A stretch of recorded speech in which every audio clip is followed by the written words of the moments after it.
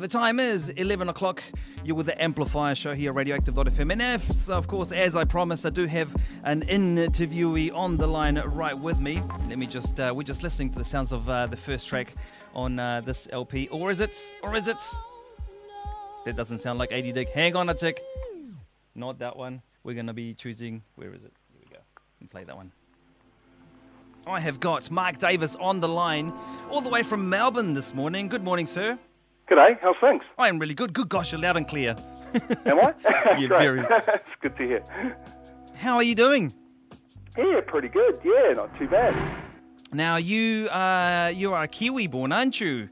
That's right. Yeah, yep. I was born in Napier and lived in Wellington probably from about 99 onwards for a good 10 years or so. So definitely still miss the place. Definitely miss the coffee, that's for sure. Love Mojo coffee. Oh, mate. Oh. What are the ups of living in Australia, in Melbourne particularly?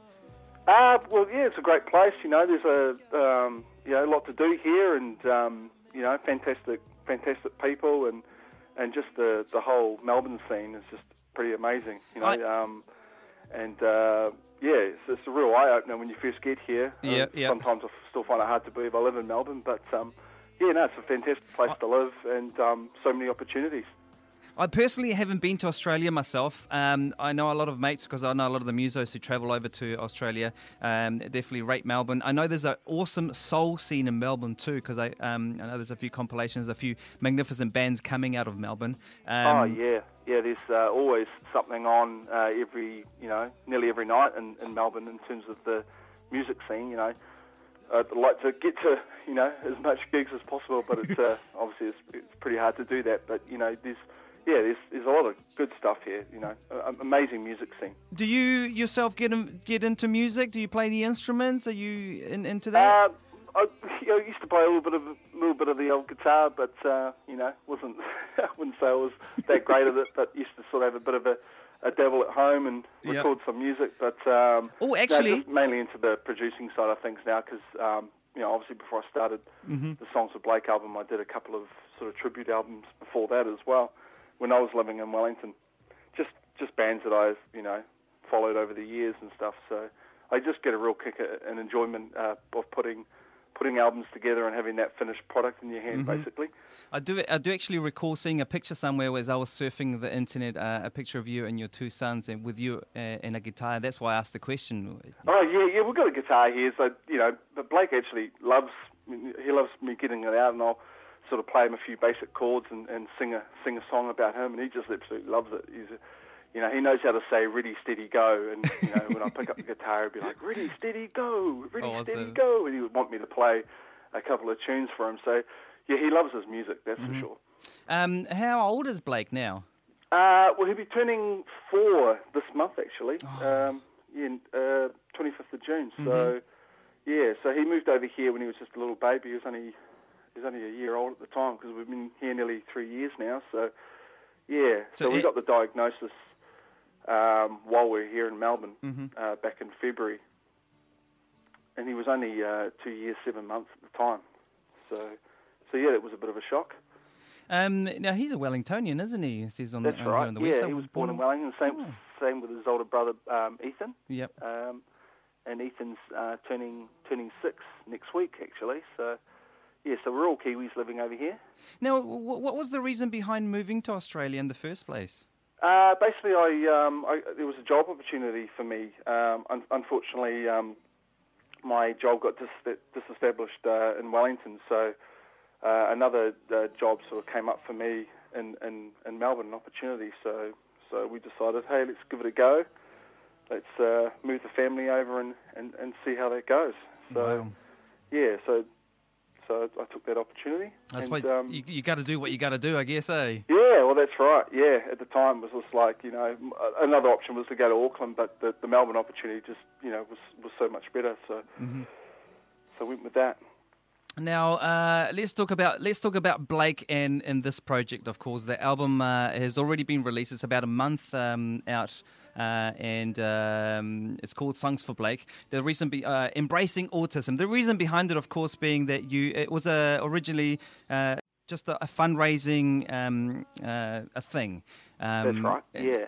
Now, when we found out about the diagnosis, we then started to look into, what it was going to cost in terms of his early intervention, which they're pretty big believers over here in Australia that early intervention can help your child be the best person they can be with autism. So, they've got amazing resources over here, and that was one of the reasons we decided not to go back to New Zealand, because there's just so much around us. But obviously, it was coming up with the finances to be able to do that. So, when we're sort of thinking it through about ways that we can sort of fundraise money, I thought, well, I've done albums before, so I've produced albums before, so it wasn't really unknown territory for me. So I decided to start putting this thing together, because I knew quite a few musicians over the years. Living in Wellington for 10 years, I used to work with a few of the guys, and just basically got to know people in the industry quite well, actually, and that's kind of where it all started. That's very resourceful of you. You could say that, yeah. I've got this impending bill. I love my son. What can I do to make sure this happens? That's a really good idea, mate. Thank you, yeah. Tell me about some of these intervention programs that you were talking about that they have available. More specifically, what kind of things do they help Blake with? Well, Blake he struggles with all sorts of things, like with his speech and his social interactivity, just understanding instructions, just all the basic things that we sort of take for granted. He really struggles with those things. So there's all sorts of different programs and different therapists that you can get him to see, and you've got like speech therapists, occupational therapists, and even behavioural sort of therapists that sort of help with that stuff. So it's quite a costly process. So we're sort of looking at all those things at the moment. We've got him seeing a private therapist at the moment, but we can't sort of afford for him to go any more than say once a fortnight. So we'd like to sort of increase that over time. Hopefully, if the album sort of if it gets some proceeds from the album, we can sort of increase that, as well as sort of behavioural therapy, and that's just to help with his behaviour and help him understand various things like a change, like a change in routine, for example. Something that he struggles with. For instance, if you're taking him somewhere, you've got to show him a photo of where you're going, because he can't sort of visualize it unless he sees a picture. So just various things like that you sort of learn, and these therapists sort of help him understand. And with the therapy that he's gotten so far, have you noticed a change and improvement in his behaviour? Yeah, he's come a long way in the past year. He wasn't really saying any words at all, but now he's got a few words. He still can't sort of structure a sentence, but he can say stuff like, I'll be sitting there on the couch, he'll say, "Daddy, up," and it's his way of getting me to get off the couch and go show me something in a different room, for example. Just the other day, he started saying piggyback. He really enjoys his piggyback rides, so I've been getting a lot of exercise, running up and down the hallway, giving him piggyback rides, just because he can say, "I want piggyback ride," or something like that. Yeah. So over time, he's been sort of picking up words, which is really good, and it's kind of helping with the frustrations of him trying to tell you what he wants, basically. He's just an average 4-year-old kid who wants to have fun, who wants to hang out with Dad, but the communication is difficult, isn't it? Yeah, that's right. Communication's the biggest thing. Even his receptive language as well. So it causes a lot of frustration sometimes. He'll have some massive meltdowns. Even just coming home, for example. He might be unhappy about something, but he can't tell you. And he will have a huge meltdown, and it's a common thing for kids with autism to get frustrated like that. Oh, poor darling. Well, at least he's got a loving family, a loving dad that he's gone to do this amazing thing, this amazing project, which is not only going to help you and him, but it's actually it's good, it's win-win for everyone, really. Yeah, that's right. As well as the musicians involved. And all the artists that are involved were just absolutely, they were just wonderful, and they wanted to be involved and help sort of spread the word about autism as well. So, yeah, it's been fantastic with the way it's all just come together. Was it difficult at the beginning, formalising the idea of who to get, how to approach them, or did you already have in mind who you wanted to approach? Yeah, I did have in mind, obviously with those friends I was talking about, who I sort of knew in Wellington, like, Pip Brown, Lady Hawk. When I got her on board, I used to actually flat with her on Abel Smith Street, there on the corner, and just to get her involved, because she's just doing amazing overseas now, and to get her involved for starters was just a massive coup for the album, and then and I used to work with Grayson Gilmore and Adie Dick, and there's a band Harlow here in Melbourne, and Stacey Gardner, she used to be living in Wellington as well. I used to work with her. So there's all these Wellington, ex-Wellington sort of connections, and once I started to get these guys on board, Oscar Watts is another one. He's now in a band doing his own thing in Sydney called the Seaport and the Airport, and he actually used to be in Letterbox Lambs. Oh, right. Back in the Wellington days. So, just to have all these guys on board was just absolutely amazing. They're good friends of mine, and they didn't hesitate to be on the album. So that sort of just got things going, really. So how did it happen? Did they just give you songs? Did they specifically write songs for the project? How did that come about? Yeah. Well, some of them actually wrote brand new songs for the album. Some said, here, pick and choose. Here's our latest album. Pick a song. Have one. Awesome. Some other artists sort of suggested, this song would be good for the album. But yeah. So a couple of artists wrote entirely new songs for the album, which was really, really nice. At first, I kind of wanted it to be that way, but it was never gonna work out that way, because you've got artists are so time consuming for artists to go into a studio and have to record a new song.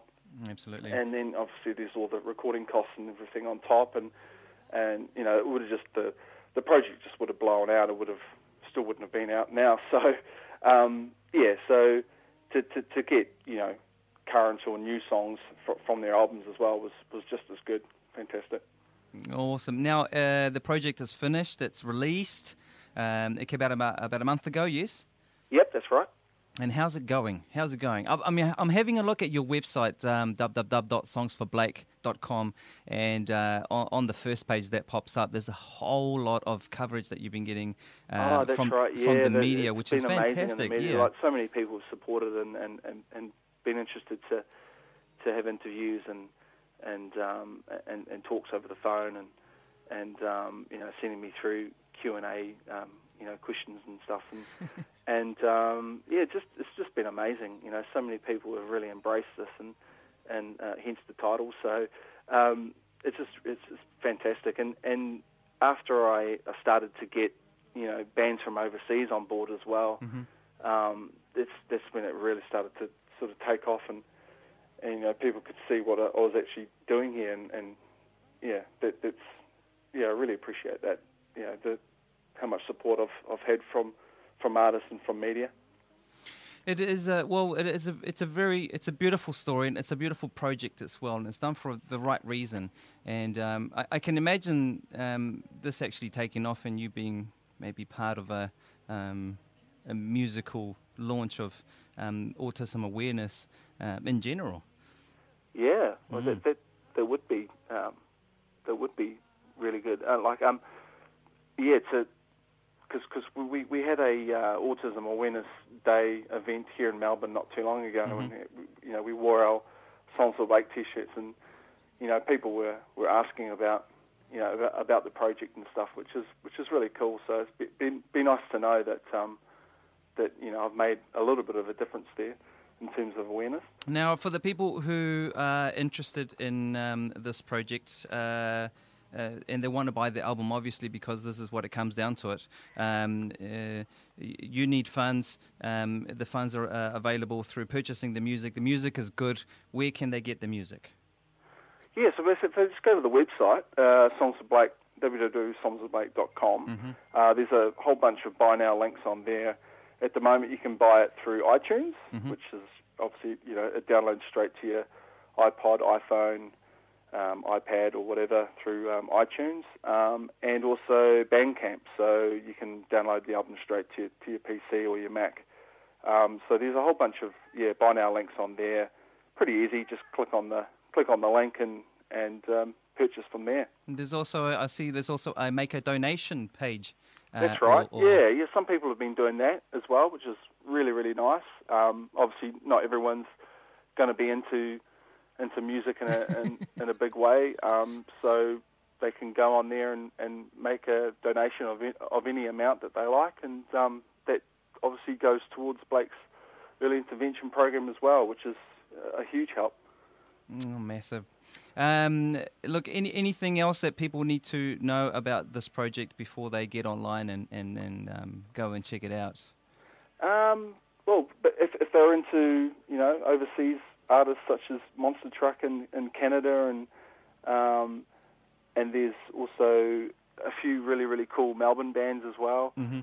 Just if you want to check out, if you're interested in getting some new music or artists that you may not have heard of, and it's a really, really good mix of music on here. There's a wide range of genres, so I think there's going to be something for everyone on this album. And also the album was also mastered by STL Audio in Wellington as well, and by Troy. He did a fantastic job and just really took the album to another level, basically. So, nice. Really, really appreciate, his work that he did on the album. So anything that Troy touches turns to gold, so I'm pretty sure people will really enjoy it. Awesome. Look, I'm going to play some songs from the album peppered throughout the show today. Fantastic. Absolutely, just to give a little bit more hype and let people know what we're doing and why. I think it's a good incentive to get people aware of the situation of autism in general, and also to find out about it on the website here. There's actually more information. They can find out, and scroll down, and there's plenty of information about autism right in here. I haven't read it all myself. I just skimmed through all the information here. But yeah, if people are interested, www.songsforblake.com. The music is available, the story's available there. There's quotes from the artists. You can donate if you don't want to purchase the music, or if you just want to give a little bit more, perhaps. What do you have any other projects in the same sort of line you're thinking about, or are you just pushing this one at the moment? Yeah, just pushing this one at the moment. Obviously I really love producing albums and stuff, so it's going to be, I'm always sort of thinking ahead to what to do next, but at the moment it's all about promoting Songs for Blake and seeing how that goes. Well, we'll help you with it there, mate. We'll help you there. Thank you. Really appreciate it. No worries. Look, Mark, thank you very much for talking with us this morning. And once again, I will reiterate all the information for the people throughout the show today, just in case they're interested. Big hugs going out to you, of course, Kiwi, Thanks, and of course the Blake, who's a Wellingtonian. Yeah, Wellingtonian boy. That's right. And what have you got planned with them for the day today? Well, actually, we've got family just come over from New Zealand, actually. Nice. Misty, she's got her mum and brother over here just for the boys' birthdays that are coming up. So we're going to hang out with family, so it's going to be great. Magnificent. Oh, all right. Well, look, you have a fantastic day. Thanks, mate. You too, and hope the weather's good in Wellington there. Oh, no, it isn't. No, it's not. We're just going through a bit of a storm thing, but it'll pass. That's okay. We've got plenty of good music to keep us entertained. Yes. All right, Mike. Thank you very much for chatting with us today, and you have a fantastic rest of the day, and all the best with the project, of course. Thanks so much, and really appreciate the support. Thank you. My pleasure. See you later. See you, mate.